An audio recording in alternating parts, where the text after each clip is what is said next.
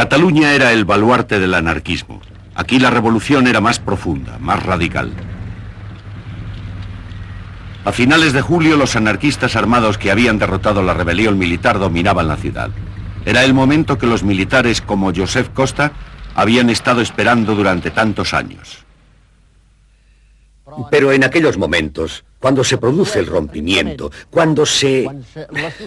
la sociedad revienta. El entusiasmo de la clase trabajadora es tal que se proyecta en los sindicatos, en los partidos políticos, en todos los lugares donde la gente concurría con un entusiasmo y una vitalidad que difícilmente es explicable por la simple razón de que los años han corrido y es muy difícil dar un cálculo exacto de todo aquello que me dio.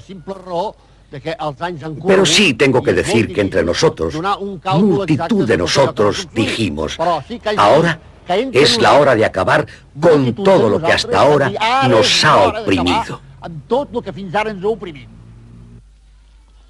El gobierno autónomo catalán había perdido la autoridad.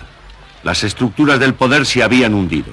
Iglesias y conventos habían sido incendiados y saqueados. Las autoridades catalanas no tenían otra salida que ofrecer el gobierno a los anarquistas. Fieles a sus principios, los anarquistas lo rechazaron. Estaban convencidos de que tras la explosión revolucionaria, el pueblo crearía espontáneamente una sociedad libre, sin Estado, sin Iglesia y sin capitalismo. La anarquista Federica Montseny explica así su posición. Si tomábamos el poder nosotros, porque éramos mayoritarios, era a costa de traicionar el pacto de lucha común que habíamos, en cierto modo, sellado con la sangre de muchos de nuestros hombres, de un lado y de otro, de comunistas, socialistas, sindicalistas, rabasaides y sobre todo anarquistas. Era traicionar ese pacto y realizar en Cataluña lo que habían realizado Lenin y Trotsky en España con la toma del poder por el partido bolchevique. No lo hicimos y se nos ha reprochado muchas veces. Pasado el tiempo, quién sabe, quizá hubiéramos debido hacerlo. Algunos anarquistas creen que negarse a tomar el poder fue un error fatal. Pero en aquel momento la prioridad era la guerra, aunque para los anarquistas no era solamente la guerra contra los rebeldes, sino contra todo el sistema capitalista. Mientras las columnas salían a combatir al enemigo, comités de trabajadores intentaban crear un nuevo orden revolucionario.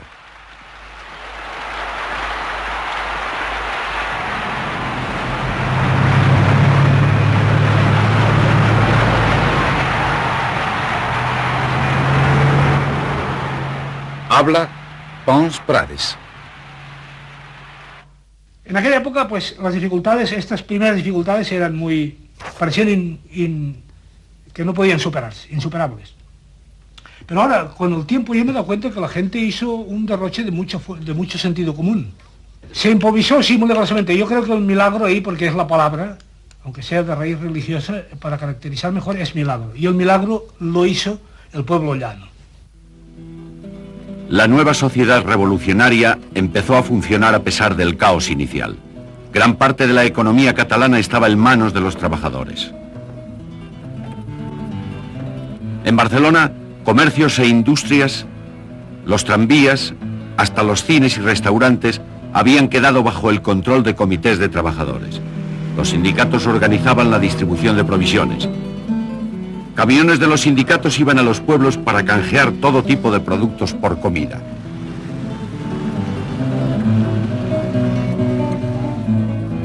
Este sistema de canje mantuvo a Barcelona alimentada durante los primeros meses de la guerra.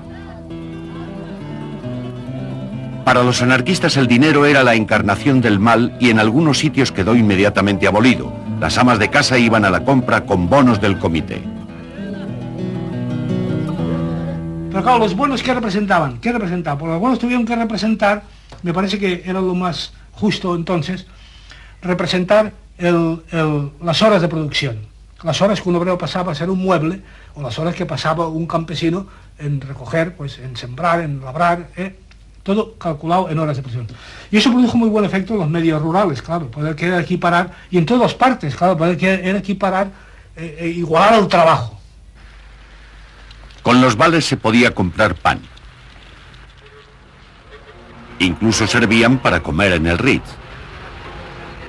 Los grandes hoteles se habían transformado en hospitales o